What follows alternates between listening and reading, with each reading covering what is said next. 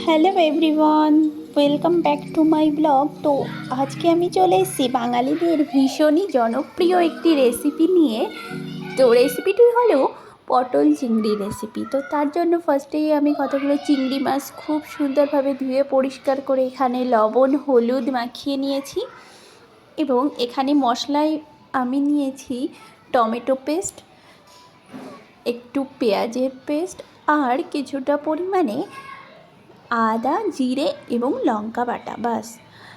আর তেমন কোনো মশলা কিন্তু লাগবে না, ভীষণই সহজ এবং নর্মাল উপকরণ দিয়েই আমি বানিয়ে দেখাবো। তো কড়াইতে তেল দিয়ে আমি আলুগুলোকে ভেজে নিচ্ছি।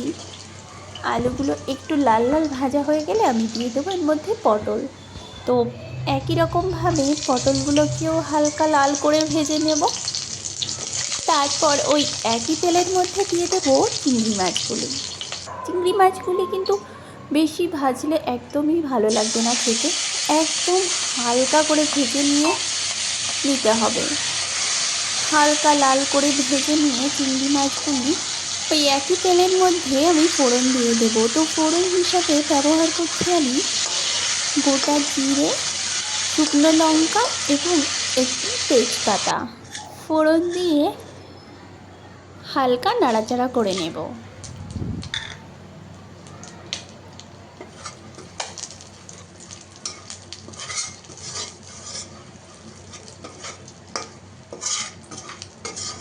ফার্স্টেই আমি দিয়ে দেব পেঁয়াজ বাটা, দিয়ে নাড়াচাড়া করতে থাকবো।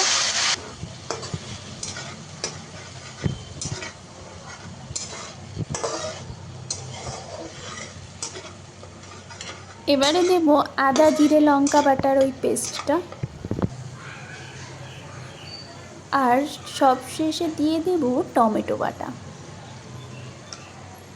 দিয়ে মশলাটি খুব ভালো করে ভেজে নেব যতক্ষণ না মশলা থেকে তেল ছেড়ে দিচ্ছে এবং মশলার কাঁচা গন্ধ না যাচ্ছে ততক্ষণ ভালোভাবে ভাজতে থাকবো।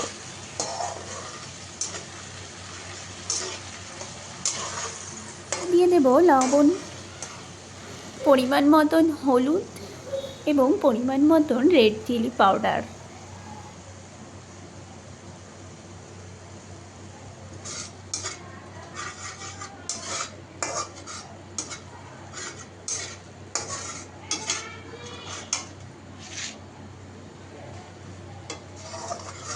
সমস্ত মশলা খুব ভালোভাবে ভেজে নিয়েছি। এবারে এর মধ্যে দিয়ে দেব টমেটো পেস্ট।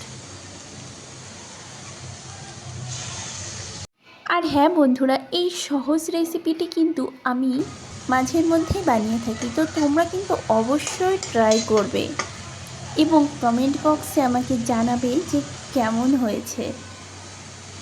তো চলো, এবার মশলাটা হালকা ভাজা হয়ে গেছে। এবারে এর মধ্যে ভেজে রাখা আলু এবং পটলগুলি দিয়ে দেব।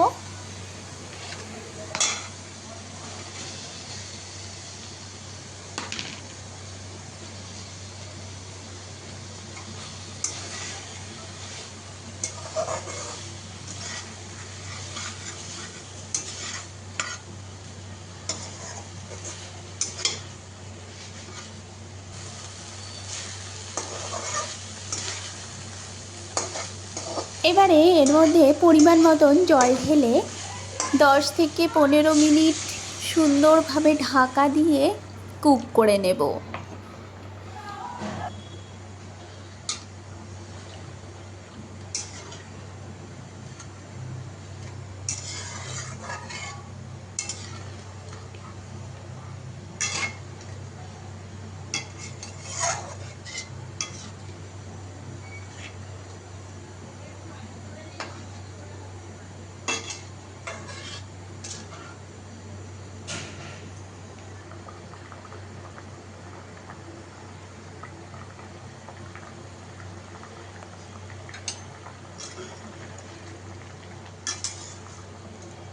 10 থেকে 15 মিনিট পর ভেজে রাখা চিংড়ি মাছগুলি ঢেলে দেবো এর মধ্যে এবং তারপর আর 5 মিনিট মতন ফুটিয়ে নিয়ে অবশেষে একটু চিনি এবং গরম মশলা দিয়ে নামিয়ে নিলেই বাস রেডি আজকের পটল চিংড়ির রেসিপিটি।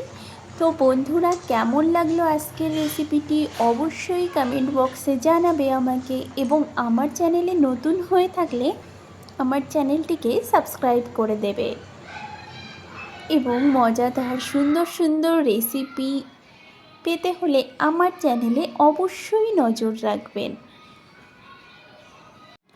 গরম ভাতের সঙ্গে রাত্রে বৃষ্টির দিনে এরকম সুন্দর মজাদার টেস্টি রেসিপি থাকলে আপনিও কিন্তু খুব সুন্দরভাবে এক থালা ভাত হামেশাই শেষ করে দিতে পারবেন। ধন্যবাদ বন্ধুরা।